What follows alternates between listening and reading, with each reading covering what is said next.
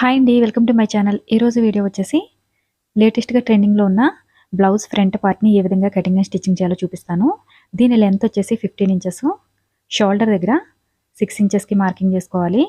ఇదైతే ప్రజెంట్ బాగా ట్రెండింగ్లో ఉన్న బ్లౌజ్ డిజైన్ అనమాట.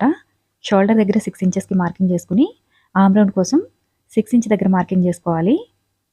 చెస్ట్ లూజు 9 ఇంచెస్ అనమాట. ఇది 36 సైజ్ బ్లౌజు. స్టిచ్చెస్ కోసం ఎక్స్ట్రాగా 1.5 ఇంచ్ తీసుకోవాలి. ఆర్మ్ హోల్ దగ్గర మాత్రం ఈ విధంగా 1 ఇంచ్కి ఆర్మ్ రౌండ్కి మార్కింగ్ చేసుకోవాలన్నమాట. నడుము దగ్గర 8 ఇంచెస్కి మార్కింగ్ చేసుకుని 2 ఇంచెస్ ఎక్స్ట్రాగా స్టిచ్చెస్ కోసం మార్కింగ్ చేసుకున్నాను. వీడియోని ఎక్కడ కూడా స్కిప్ చేయకుండా చూడండి. దీనికి సంబంధించిన ఫ్యాబ్రిక్ గురించి అలానే స్టిచ్చింగ్ ఛార్జెస్ మొత్తం డీటెయిల్స్ అన్నీ కూడా మెన్షన్ చేస్తాను. నెక్ విడ్త్ వచ్చేసి 3 ఇంచెస్ దగ్గర మార్కింగ్ చేసుకున్నాను. నెక్ డౌను 6 ఇంచ్ దగ్గర మార్కింగ్ చేసుకున్నాను. ఒక బాక్స్ లాగా ఈ విధంగా డ్రా చేసేసుకుని దీనిలో ఇప్పుడు మీకు ఏ విధంగా నెక్ డిజైన్ డ్రా చేయాలనుకుంటున్నారో, మీరు ఏ నెక్ డిజైన్ అయితే డ్రా చేయాలనుకుంటున్నారో దాన్ని అయితే డ్రా చేసుకోవాల్సి ఉంటుంది. మ్యాక్సిమం మనకి 6 ఇంచెస్ అయితే నెక్ డౌన్ని తీసుకోవాల్సి ఉంటుంది అనమాట. ఇప్పుడు చుట్టూ ఉన్న ఎక్స్ట్రా ఫ్యాబ్రిక్ ఏదైతే ఉందో దీన్ని కటింగ్ చేసేసుకోవాలి. ఇలా కంప్లీట్గా కటింగ్ చేసేసుకున్న తర్వాత ఇక్కడ 3 ఇంచెస్కి స్క్రీన్లో చూపించిన విధంగా చివరి మాత్రం మార్కింగ్ చేసుకోవాల్సి ఉంటుంది. ఇలా 3 ఇంచెస్కి మార్కింగ్ చేసుకుని ఇలా స్ట్రైట్గా ఒక లైన్ అయితే మార్కింగ్ చేసుకుని దీన్ని కటింగ్ చేసేసుకోవాల్సి ఉంటుంది అనమాట. నార్మల్గా మనకి ఫ్రంట్ పార్ట్లో 3 కానీ 4 కానీ ఫ్రిల్స్ అయితే పెడుతున్నారు కదా. ఇక్కడ 3, 4 కాకుండా నేనైతే ఒక 6 నుంచి 7 వరకు ఫ్రిల్స్ అయితే పెడుతున్నాను. మీకు ఒకవేళ ఇంత ఫ్రిల్స్ అవసరం లేదనుకుంటే కనుక మనం క్లాత్ సైజ్ తగ్గించుకుంటే ఫ్రిల్స్ అనేవి కొంచెం తగ్గుతాయి. ఇక్కడ వచ్చేసి క్యాన్వాస్ పేపర్ తీసేసుకుని నెక్ డిజైన్ అయితే డ్రా చేస్తున్నాను. మనకి క్యాన్వాస్ పేపరు ఎందుకు యూజ్ చేస్తున్నానంటే మనకి మెయిన్ ఫ్యాబ్రిక్ వచ్చేసి థిక్నెస్ చాలా తక్కువ ఉంది. మీరు రా సిల్క్లో కానీ లేదంటే పట్టులో కానీ స్టిచ్చింగ్ చేసుకుంటే మీకు క్యాన్వాస్ పేపర్ అవసరం లేదు, డైరెక్ట్గా స్టిచ్చింగ్ చేసేయచ్చు. ఇక్కడ మెయిన్ ఫ్యాబ్రిక్ వచ్చేసి కొంచెం సిల్కీగా ఉంది కదా అని చెప్పేసి నేను క్యాన్వాస్ పేపర్ అయితే స్టిచ్చింగ్ చేస్తున్నాను నెక్ దగ్గర. ఒకవేళ మీ దగ్గర క్యాన్వాస్ పేపర్ లేకపోతే కనుక స్కిప్ చేసేయండి. ఈ క్యాన్వాస్ పేపర్ ఎక్కడ దొరుకుతుందని చెప్పేసి కామెంట్ సెక్షన్లో అడుగుతున్నారు కదా.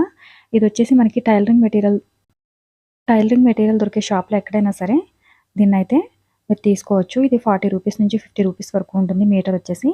దీనికి 1 సైడ్ వచ్చేసి షైనింగ్ ఉంటుందన్నమాట. షైనింగ్ ఉన్న వైపు లైనింగ్ క్లాత్ ఉంచేసి ఐరన్ చేసుకోవాల్సి ఉంటుంది. ఇప్పుడు నెక్ చుట్టూ కూడా ఫ్యాబ్రిక్ని చిన్నగా కటింగ్ చేసేసుకుని నెక్ చుట్టూ స్టిచ్చెస్ వేసేసుకోవాల్సి ఉంటుంది. ఇలా కంప్లీట్గా నెక్ చుట్టూ స్టిచ్చింగ్ చేసేసుకున్న తర్వాత ఇప్పుడు దీన్ని లైనింగ్ క్లాత్కి మెయిన్ ఫ్యాబ్రిక్కి కలిపి స్టిచ్ చేసుకోవాల్సి ఉంటుంది అనమాట. ఇలా కంప్లీట్గా స్టిచ్చింగ్ చేసేసుకున్న తర్వాత సైడ్స్ ఏవైతే ఉన్నాయో ఇక్కడ మనం కటింగ్ చేసి పెట్టుకున్న బ్యాక్ పార్ట్ ఏదైతే ఉందో దానికన్నా క్లాత్ విడ్త్ వచ్చేసి 34 ఇంచెస్ అయితే తీసుకున్నాను. అలానే లెంత్ వచ్చేసి 22 ఇంచెస్ తీసుకున్నాను. మీకు ఫ్రిల్స్ అనేవి ఎక్కువగా అవసరం లేదనుకుంటే కనుక ఇంత క్లాత్ అయితే అవసరం లేదండి, కొంచెం తగ్గించి తీసుకోవచ్చు. నాకు కొంచెం ఫ్రిల్స్ అనేవి ఎక్కువగా పెట్టుకోవాలని చెప్పేసి నేను ఈ విధంగా ఎక్కువ క్లాత్ అయితే తీసుకోవడం జరిగింది. ఇక్కడ ఫస్ట్ అయితే మనకి మెయిన్ ఫ్యాబ్రిక్ అలానే లైనింగ్ క్లాత్ కూడా జరిగిపోకుండా ఉండడం కోసం అని చెప్పేసి ఒక స్టిచ్ అయితే వేసేస్తున్నాను మిడిల్లోను. ఈ విధంగా స్టిచ్చింగ్ చేసేసుకున్న తర్వాత ఆల్రెడీ మనం స్టిచ్చెస్ పెట్టుకున్న నెక్ పార్ట్ ఏదైతే ఉందో దీన్ని స్క్రీన్లో చూపించిన విధంగా స్టిచ్చింగ్ చేసుకోవాలన్నమాట. అయితే ఈ క్లాత్ని అవతల వైపుకి ఫోల్డింగ్ చేసుకోవాల్సి ఉంటుంది. ఈ విధంగా ఫోల్డింగ్ చేసుకుని మిడిల్లో మనకి కట్ చేసి పెట్టుకున్నాం కదా నెక్ మిడిల్లో, అక్కడి నుంచి ఫస్ట్ అయితే స్ట్రైట్గా ఒక స్టిచ్చింగ్ వేసేస్తున్నాను. మనకి నెక్ పార్ట్ కదిలిపోకుండా ఉండడం కోసం అని చెప్పేసి కొంచెం లూజ్గానే స్టిచ్చింగ్ చేసుకోవాలి. ఇప్పుడు నెక్ చుట్టూ కూడా నార్మల్గానే స్టిచ్చింగ్ చేసేసుకోవాలి. ఇలా కంప్లీట్గా స్టిచ్చింగ్ చేసేసిన తర్వాత నెక్ మిడిల్లో ఉన్న క్యాన్వాస్ పేపర్ని కటింగ్ చేసేసుకుని నెక్ చుట్టూ చిన్నగా కటింగ్ చేసుకోవాలన్నమాట. మనకి ఈ విధంగా స్టిచ్చింగ్ చేసుకునేటప్పుడు ఫ్యాబ్రిక్ ఎప్పుడు కూడా జరిగిపోకుండా చూసుకోవాలి. మనకి ఫ్యాబ్రిక్ అనేది కదిలిపోయిందంటే నెక్ డిజైన్ అనేది అంత నీట్గా రాదనమాట. ఫ్యాబ్రిక్ కదిలిపోకుండా జాగ్రత్తగా కటింగ్ చేసేసుకుని ఇప్పుడు ఈ క్లాత్ని అవతల వైపుకి ఫోల్డింగ్ చేసి ఇంకొకసారి స్టిచ్ చేసుకోవాల్సి ఉంటుందన్నమాట. ఇలా ఫోల్డింగ్ చేసేటప్పుడు మీకు నెక్ డిజైన్ అనేది నీట్గా రావాలంటే ఒకసారి ఐరన్ చేసుకోవాల్సి ఉంటుంది. ఈ ఐరన్ చేసేది ఎప్పుడూ కూడా మనకి లైనింగ్ క్లాత్ వైపు నుంచి ఐరన్ చేసుకోవాలి.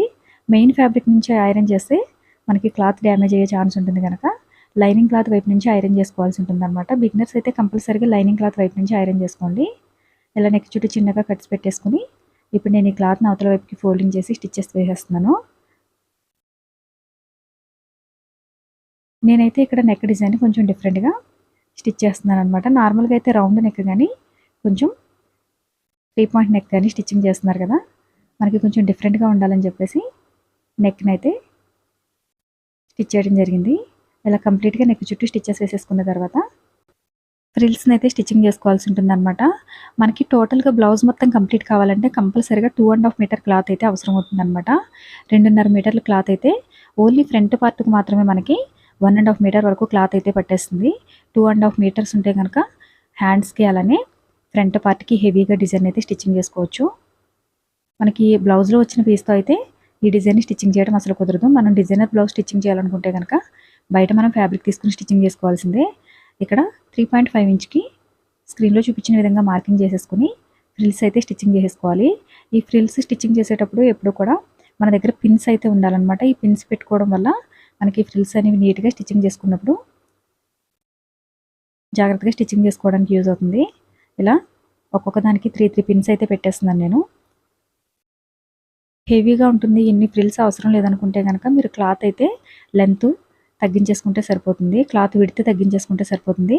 లెంత్ అయితే సేమే ఉంటుంది, విడ్త్ మాత్రం తగ్గించేసుకోవాలి. ఒక్కొక్క ఫ్రిల్కి మీకు ఎంత క్లాత్ అవసరం అవుతుందో ఎస్టిమేట్ వేసుకుంటే దాన్ని బట్టి మీరు ఈజీగానే క్లాత్ అనేది కొలుచుకుని స్టిచ్చింగ్ చేసుకోగలుగుతారు.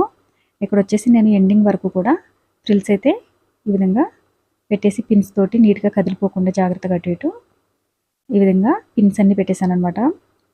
మీకు ఒకవేళ క్లాత్ ఎక్కువగా ఉండి ఫ్రిల్స్ పెట్టడం కష్టంగా ఉందనుకుంటే కనుక నీట్గా దీని ఈ బ్యాక్ నెక్ని ఫ్లోర్ మీద ఉంచేసి నీట్గా ఫ్రిల్స్ అన్ని పెట్టేసుకోండి. 2 సైడ్స్ కూడా నేను ఇదే విధంగా మొత్తం 2 సైడ్స్ కూడా పిన్స్ అయితే పెట్టేశాను. కొంచెం హెవీగా కనిపించాలి మనకి ఫ్రిల్స్ అనుకుంటే కనుక ఈ డిజైన్ అయితే ట్రై చేయండి, చాలా బాగుంటుంది.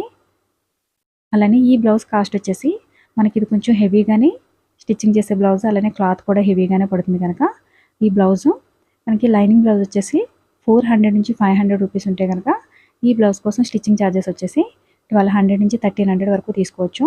అంటే మొత్తం బ్లౌజ్ కంప్లీట్గా స్టిచ్చింగ్ చేసి ఇవ్వడానికి. అలానే దీనికి మెటీరియల్ కూడా పెద్దగా యూజ్ చేసేది ఏమి ఉండదు, బీడ్స్ కానీ అవి యూజ్ చేసేది ఉండదు కదా. ఓన్లీ స్మాల్ సైజులో ఉన్న లేస్ని అయితే తీసుకుంటున్నాను. ఆ లేస్ కూడా మనకి చాలా తక్కువ కాస్ట్ పడుతుంది కనుక ఒక 1300 రూపీస్లో మీరు లేస్ అన్నీ వేసేసి స్టిచ్చింగ్ చేసి ఇచ్చేయచ్చు అనమాట. అయితే మీ ఏరియాలో లైనింగ్ బ్లౌజ్ ఎంత స్టిచ్చింగ్ ఛార్జెస్ ఉంటుంది, ఈ బ్లౌజ్కి మీరైతే ఎంత స్టిచ్చింగ్ ఛార్జెస్ తీసుకుంటారో కామెంట్ సెక్షన్లో కామెంట్ చేయండి. వీడియో గురించి ఏమైనా డౌట్స్ ఉంటే కనుక కామెంట్ చేస్తే రిప్లై ఇవ్వడానికి ట్రై చేస్తాను. ఈ విధంగా స్టిచ్ చేసుకున్న తర్వాత 2 సైడ్స్ కూడా మనకి సైడ్ ఎక్స్ట్రా ఉన్న క్లాత్ ఏదైతే ఉందో దీన్ని కటింగ్ చేసేసుకోవాలి. ఈ క్లాత్ అయితే మనకి వేస్ట్గా పోదండి. స్లీవ్స్లో కానీ లేదంటే మనకి క్రాస్ బెల్ట్లో కానీ బ్లౌజ్లో ఈ ఎక్స్ట్రా ఉన్న క్లాత్ ఏదైతే ఉందో ఇది ఈజీగానే మనం యూజ్ చేసేసుకోవచ్చు. క్లాత్ ఎక్కడ కూడా వేస్ట్గా పోదు. ఇలా కంప్లీట్గా స్టిచ్చెస్ అన్నీ వేసేసుకున్న తర్వాత ఇప్పుడు పిన్స్ అన్నీ కూడా రిమూవ్ చేసేసి ఎక్స్ట్రా ఫ్యాబ్రిక్ అయితే కటింగ్ చేసేసుకోవాలి.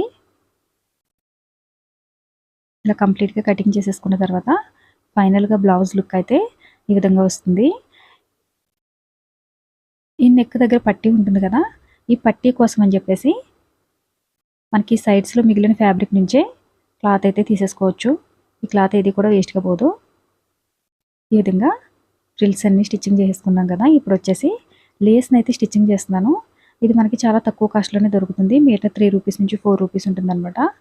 ఈ లేస్ని అయితే మనం సింపుల్గా ఎక్కడ కూడా హెవీగా కనిపించకుండా డిజైన్ని సింపుల్గా చిన్న లేస్ తోటి హైలైట్ చేయొచ్చు అనమాట. ఈ విధంగా నెక్ చుట్టూ కూడా స్టిచ్చెస్ వేసేస్తున్నాను. వీడియో నచ్చితే కనుక లైక్ చేయండి, అలానే షేర్ చేయండి. మన ఛానల్ ఎవరైనా ఫస్ట్ టైం చూస్తుంటే సబ్స్క్రైబ్ చేయండి. పక్కనే ఉన్న బెల్ బటన్ని క్లిక్ చేసి ఆల్ అనే ఆప్షన్ని క్లిక్ చేయండి. ఆల్ ఆప్షన్ క్లిక్ చేసిన వారికి మాత్రమే నోటిఫికేషన్ వస్తుంది. ఇక్కడ వచ్చేసి నడుము దగ్గర పట్టీ కోసం అని చెప్పేసి ఫస్ట్ అయితే లైనింగ్ క్లాత్ని మెయిన్ ఫ్యాబ్రిక్ని కూడా ఫస్ట్ ఈ విధంగా స్టిచ్చింగ్ చేసేసుకోవాలి. ఇలా కంప్లీట్గా స్టిచ్చింగ్ చేసేసిన తర్వాత ఇప్పుడు ఈ క్లాత్ని అవతల వైపుకి ఫోల్డింగ్ చేసేసి ఇంకొకసారి స్టిచ్ చేసుకోవాల్సి ఉంటుంది. ఇలా నడుము పట్టి మొత్తం కూడా స్టిచ్చింగ్ చేసేసిన తర్వాత మనం నెక్ దగ్గర ఏదైతే లేస్ని స్టిచ్ చేసుకున్నామో ఆ లేస్ని నడుముకి 2 సైడ్స్ కూడా ఈ బెల్ట్కి అయితే స్టిచ్చింగ్ చేయాల్సి ఉంటుంది అనమాట. దీనికి సంబంధించిన స్లీవ్స్ డిజైన్స్ని కూడా అప్లోడ్ చేస్తాను. చాలామంది కామెంట్ సెక్షన్లో స్లీవ్స్ డిజైన్స్ని అప్లోడ్ చేయండి అంటున్నారు, కానీ వీడియో అప్లోడ్ చేస్తుంటే చూడట్లేదని చెప్పేసి నేను స్లీవ్ డిజైన్ అయితే అప్లోడ్ చేయట్లేదండి. ఒకవేళ మీకు స్లీవ్ డిజైన్ ఇంపార్టెంట్ అనుకుంటే కనుక కంపల్సరీగా వీడియోని అప్లోడ్ చేసినప్పుడు చూడటంతో పాటు ఎవరికైనా షేర్ చేస్తే అలాంటి వీడియోలు అప్లోడ్ చేయడానికి నాకు కొంచెం సపోర్ట్ చేసినట్టుగా ఉంటుంది. ఇక్కడ వచ్చేసి ఎక్స్ట్రా ఉన్న ఫ్యాబ్రిక్ ఏదైతే ఉందో దీన్ని కటింగ్ చేసేసుకుని ఆల్రెడీ స్టిచ్ చేసి పెట్టుకున్న ఈ ఫ్రంట్ పార్ట్ ఏదైతే ఉందో ఈ ఫ్రంట్ పార్ట్కి దీన్ని స్టిచ్చింగ్ చేసేయాలన్నమాట. ఈ విధంగా స్టిచ్చింగ్ చేసేసిన తర్వాత ఇప్పుడు స్క్రీన్లో చూపించిన విధంగా ఇలా ఫోల్డింగ్ చేసుకుని ఒకసారి ఐరన్ చేస్తే మీకు ఇంకా నీట్గా ఉంటుంది. నేనైతే ఐరన్ ఏమీ చేయలేదు, డైరెక్ట్గా స్టిచ్చింగ్ చేసేస్తున్నాను. బిగినర్స్ అయితే కనుక ఒకసారి ఐరన్ చేసుకోండి. ఐరన్ చేసుకుంటే మీకు ఇంకా నీట్గా వస్తుంది అనమాట. దీనికి కూడా ఈ స్మాల్ సైజ్ లేస్ని అయితే స్టిచ్ చేసేయచ్చు.